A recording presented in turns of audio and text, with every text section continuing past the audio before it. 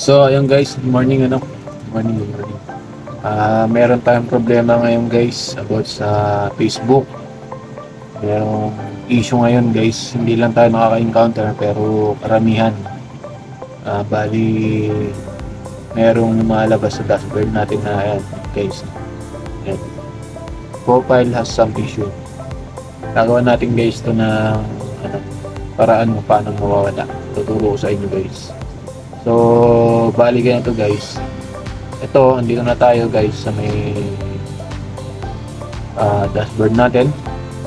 So, ayan guys, pagka profile sa aking dashboard. So,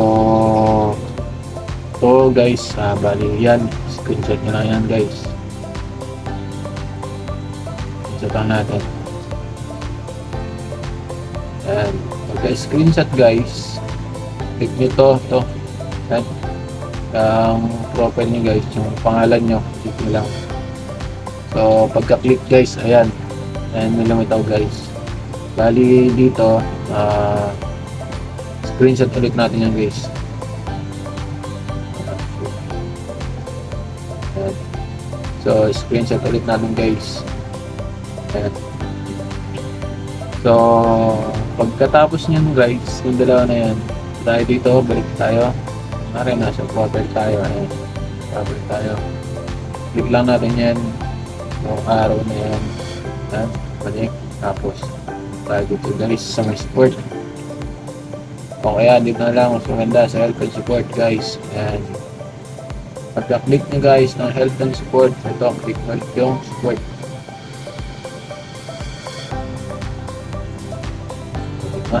Meron pa rin guys mga lataw. Review your phone status, diba? So ayan, pwede natin screenshot yan guys. Ayan. So screenshot natin guys. Report a technical problem. Yan na yan guys. Yan na yan guys. Tapos kaya lang natin creating a report. Yan, kaya lang natin guys. Yan. Tapos pag ayan lumitaw, click nyo lang yung include. Yan. Tapos kung page guys, page yung re-report nyo, sa akin kasi profile. So, ito, click ko yung profile. Tabi nyo lang yung profile guys. Pagka-click, yan. Ngayon, upload tayo. Upload natin yung in-screenshot natin. So, ito yun. Bali tatlo. 1. Ito tayo. 2. 3. So guys, eto, andito na tayo naman. Yung ilalagay natin dito guys, eto. Mawala lang ako guys. Bali, ako na lang sa notepad. Ayan. Ayan guys. Nakakopy na lang natin ito. Press long press, then select all, then copy. So mapapansin nyo dito guys, ayan, andito din yung profile lang natin, link baba, tingnan na natin yun. Tapos ayan, pagka dyan na tayo guys, paste na natin ito ulit yung gear spec.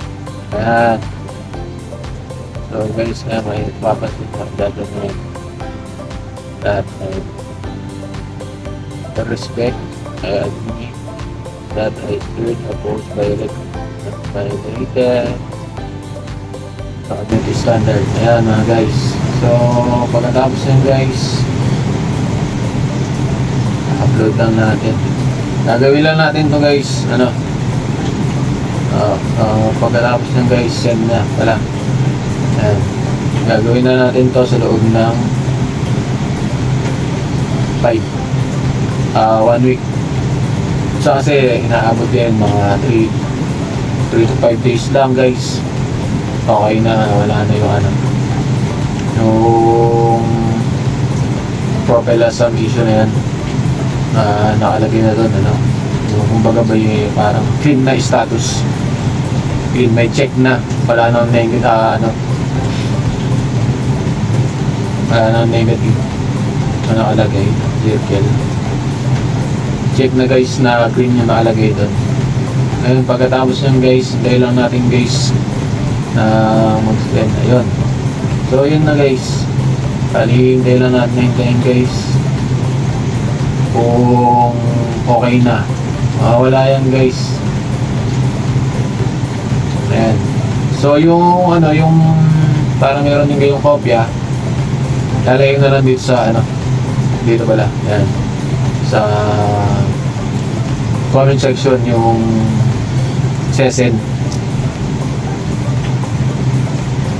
Yung ano guys, yung link, eto yung hindi na, ayan, nasa profile na tayo guys. Bali, ayan. Click nyo lang yan, yung 3 line na yan. Ayan, ayan.